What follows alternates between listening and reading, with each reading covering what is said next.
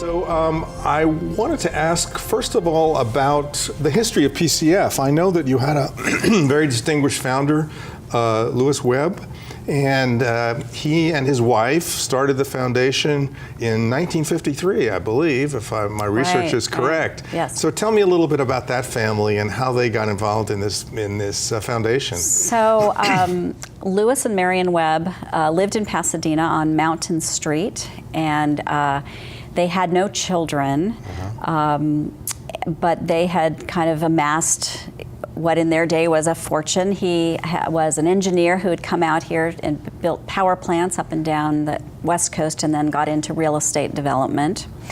And he was quoted in the Star News as saying that he wanted to give away his fortune while keeping it intact. And he knew about the Community Foundation concept, and he in fact founded, so he wrote his trust in July of 1953, and basically with a pledge of his estate to the Pasadena Foundation, which was the name that it started with. And so in July of 1953, he drafted his trust, and he said, I leave my wealth to the Pasadena Foundation if there is one. And he founded the foundation 6 months later in December of 1953.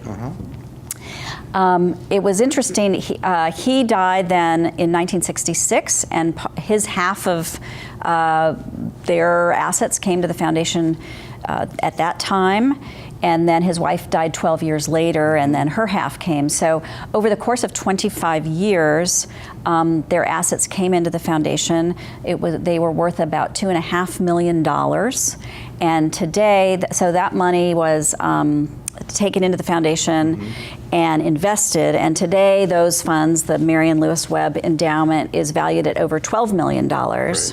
And essentially the model was to invest those assets and distribute grants to local nonprofit organizations and invite others to establish endowments for the good of the community. That was sort of his vision.